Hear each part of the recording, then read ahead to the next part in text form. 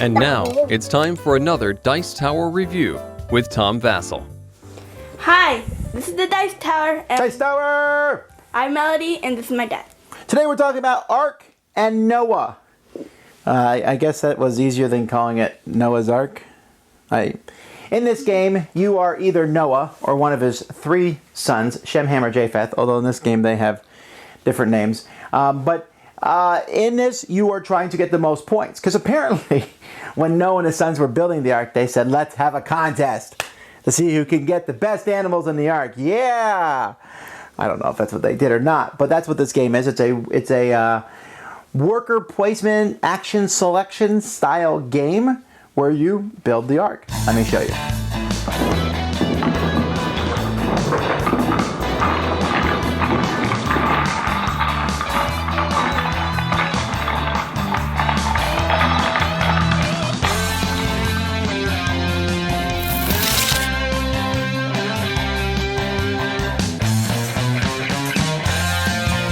So here is the Ark, which is actually made up of pieces, so that if you have fewer players, like say 3 players, you just make it this big, and 2 players, you'd make it smaller also. And the Ark is going to be filled with different animals, and there are 2 bags of animals. You have your male animals in one bag, which are all blue and have the male symbol on them, and then you have your female animals in another bag. Players also will start with some of the wood beams of their color, and also some pitch cubes. Now, what a player is trying to do is they're going to start with some animals. The game is going to revolve around a board here. And this board, there's actually 2 of these boards. There's this board here for the regular game, and then there's a much more simplified board for a family game. We're not going to talk much about the family game, just to say that it's a simplified version of the main game. Now, the way this works is each player has a worker of their color. You have 2 of them in a 2-player game. But players are going to start with these workers on the bottom row here. And starting with the one farthest to the left, they can pick which action they're going to take. And each person will pick an action. And then each person will take their action for starting from the left over to the right. And then green will get to pick first, and so on and so forth. Each time you take an action, there's something you get to do, and then something all the other players get to do. So for example here, you get 3 black pitch cubes, everyone else gets 1. Here you get 4 sticks of your color, everyone else gets 2. Here you draw 4 animals, 2 from each bag, and you pick 1 first, and then everyone else gets to pick 1 after you in turn order. Here you get 3 food tokens, and everybody else gets 1. Here is the only one where everyone else does not get something. Basically, you get 1 item of your choice, and then you can trade one of your animals for 1 in the bag. And then here you can build on the Ark, and here you can fill the Ark with animals. And these are the 2 most important parts of the game. When you're building on the Ark, players are going to take turn, and whoever picks the build gets to put out 8 things, and everyone else gets to put out 5. But as the game progresses, you're going to be building different pens. The different players will be using different pens to build, and if there's ever one of these spots here, they can put a pitch cube there between 2 beams. Those go on the outside of the Ark, and they're going to be building pens. These pens are going to be size 1, 2, 3, and 4. And so players will have these pens because they're going to be trying to put animals in them later. Now, if they pick the fill with animal part, the first thing is you need to make sure there's food inside, and again, that will also give you points. I must point out, by the way, that the point track here on the outside is fine, although there's no numbers on it, and I guess that's because it just goes around and around and around forever, and whoever is the farthest ahead wins, but at the same time, numbers would have probably been useful. But anyhow, what you're trying to do is you're trying to place animals into these pens.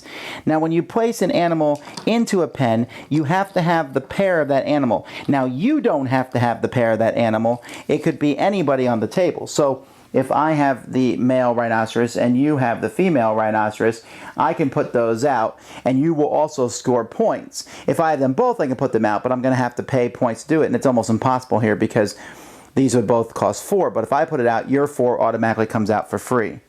Now that number there on the animal shows the size of the pen that you need. So this pen would not work, but this one here would work as long as it was filled with food. Once it's filled with food, I would stick both of these rhinoceroses into here. They would be placed in here, and each person would score 8 points. plus points for each pitch cube that was on the outside of the thing. Then anyone who was part of this would get points for their rails, their beams that are there. So yellow would get 3 points, blue would get 2, green would get 2, and red would get 1.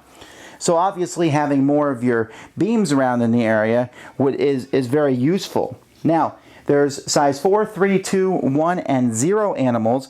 Every pen can hold one group of whatever size it is. So this group is a 4. You can't put a 3, 2, or 1 there. But you can also add a group 0 there. These guys don't get any points for you when you play them. But you can put them in to get points for the outside things, and they can fit into these pens. So play is just going to keep going on and on and on as players will build pens and put the animals that they get in the pens, get different animals. At the end of the game, which is determined by, here you have a certain number of rounds depending on the number of players. At the end of the game, players are going to score points. They'll total up all the points that they've gotten over the course of the game, and they'll lose points for any animals that they still have in front of them that they haven't managed to get out into a pen yet. So you don't want to have too many animals in front of you. And that's basically it. Get pitch cubes and wood to build the pens. Get food to fill the pens. I should mention that there's little +1s here that you put on the actions that nobody takes. So after a while, players may take a specific action just to get the +1 points that are on it. But anyway, you keep going, and when the game ends, whoever has the most points is the winner.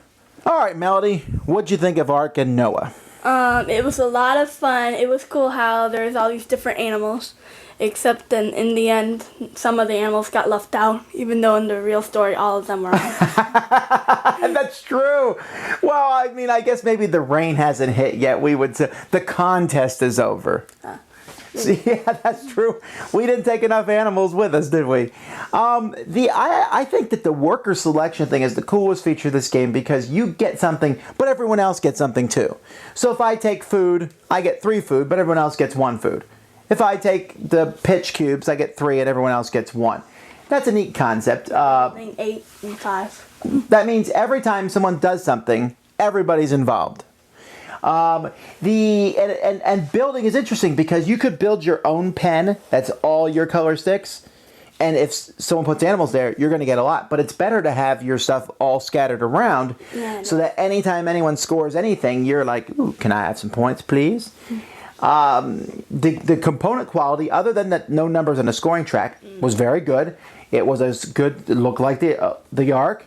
The animals are neat. They're colored pink and blue to help differentiate them.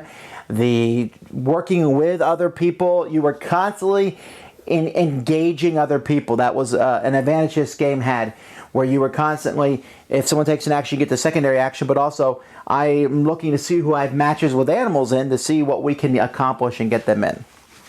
What did you think about the different choices that you could make over the course of the game? I liked it. I also liked how the things were ordered on the rainbow chart, or the place where you put the workers on.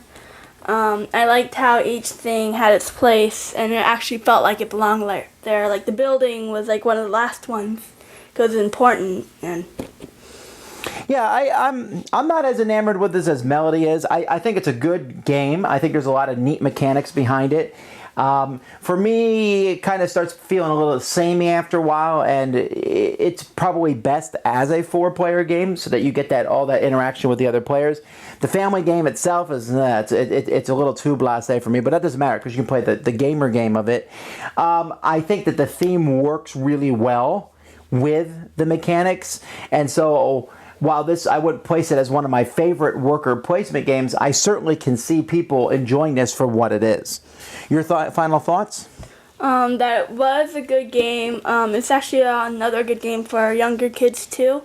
They're like, oh, I like the little animals, and putting out the sticks, and they'll just have fun with that. True, but I mean, when you play that gamer game, it actually goes beyond kids. Yeah. I mean, you have to kind of figure out what's the best way to get points. You get points all the time in this game, but it's easy to pull ahead if you build your stuff in the right spots, I think. Yeah. So anyway, I give it a thumbs up. Especially for families looking for something deeper.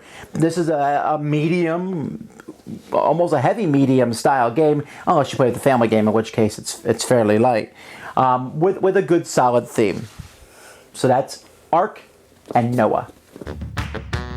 Thanks so much for watching the Dice Tower videos. Find more great videos and reviews as well as our top-rated audio podcast at Dicetower.com. You can also find other great shows at Dicetowernetwork.com. I'm Eric Summerer, and you've been watching The Dice Tower. The Dice Tower is sponsored by Cool Stuff Inc., where you can find great games for great prices. Cool stuff in stock.